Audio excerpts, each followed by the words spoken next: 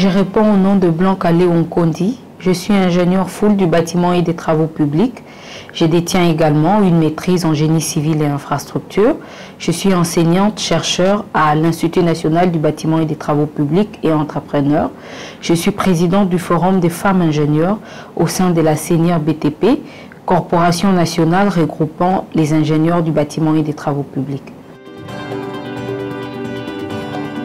Après l'obtention de mon diplôme d'État en maths physique en 2003, au lycée Compagnie sucrière de Kulungongo, j'ai choisi de faire les études d'ingénieur à l'Institut national du bâtiment et des travaux publics où j'ai obtenu mon diplôme d'ingénieur full du bâtiment et des travaux publics en 2011. Après, j'ai entrepris une maîtrise à l'Institut international de l'ingénierie de l'eau et de l'environnement des IE à Ouagadougou, au Burkina Faso, où j'ai obtenu mon Master of Science en génie civil et infrastructure, option eau et environnement. De mon retour au pays, j'ai entamé une carrière d'enseignant-chercheur, ce qui m'a incité à suivre à distance via l'Agence universitaire de la francophonie les Masters 2 accrédités à l'Université des Cergy-Pontoise en partenariat avec l'Université de Genève pour me former à des nouvelles pratiques pédagogiques dont il me reste à ce jour la défense du projet personnel. Je prépare actuellement mon projet de thèse, mais il faut noter également que j'ai suivi plusieurs formations en passation de marché, management, gestion et suivi, évaluation des projets. Après mes stages académiques effectués chez Afritech, ainsi qu'au département construction de la compagnie sucrière, j'ai débuté ma carrière professionnelle en 2007 comme conducteur des travaux, puis chef des chantiers et ensuite comme chef des départements construction dans deux entreprises de construction de la place, New Imotech puis All Trade. Et après ces années de pratique, je suis revenue aux études pour faire ma maîtrise en génie civil et infrastructure. J'ai par la suite travaillé comme consultante auprès des organismes internationaux, d'abord avec International Rescue Committee au sein du projet PARS, ensuite avec NFIA dans le cadre du projet Village Assaini en partenariat avec l'UNICEF. Et entre les années 2014 et 2016, j'ai également participé au lancement et à la construction des 3 premières passerelles du projet Passerelle sur le boulevard Lumumba avec le groupe Zénith en qualité de coordonnateur adjoint du projet, puis titulaire. À partir de 2017, j'ai opté pour la création d'une entreprise de construction qui œuvre dans le domaine du génie civil et des travaux publics qui me passionnent tellement. J'ai simplement choisi une spécialité qui correspondait à ce que moi j'avais envie de faire.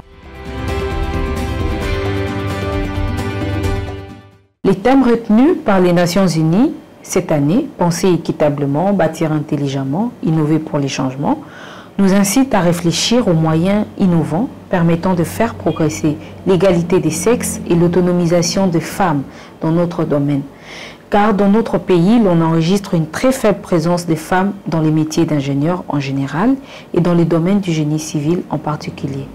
En effet, la réduction des inégalités entre les deux genres passe absolument par une intégration plus importante des femmes dans les métiers d'ingénieur, secteur déterminant pour la reconstruction de notre pays.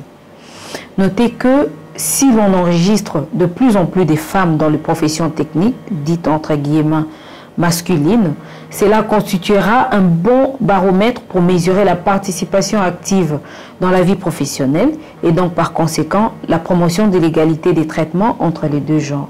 Par conséquent, des efforts particuliers sont à fournir dans les domaines de la science, la technologie, l'ingénierie, je dirais les mathématiques et les designs, qui se caractérisent par une très faible participation féminine.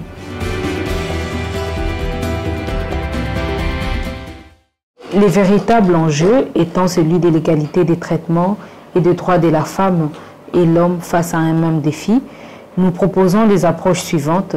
Organiser les séminaires et ateliers de sensibilisation en collaboration.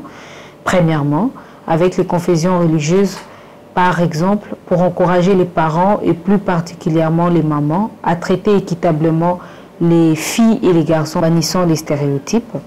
Deuxièmement, avec les écoles et les ministères de l'enseignement, pour inciter les élèves filles à embrasser les métiers dits entre guillemets réservés aux hommes, en leur montrant des modèles de femmes qui ont réussi dans leur vie professionnelle. Troisièmement, avec les institutions d'enseignement supérieur et universitaire pour encourager les étudiantes qui ont déjà embrassé les formations techniques à bannir tout complexe face à leurs collègues masculins et de se consacrer à l'apprentissage de manière assidue afin de mériter leur place dans la société, non pas parce qu'elles sont femmes, mais plutôt parce qu'elles sont compétentes. Mais finalement, avec les milieux professionnels, les médias et les ministères du genre sur les respects et la dignité due à toute personne humaine, sur la promotion de la justice pour tous. En effet, hommes et femmes doivent être gouvernés par la loi, les textes réglementaires qui même doivent être édictés sur des bases de justice et d'égalité entre les deux sexes.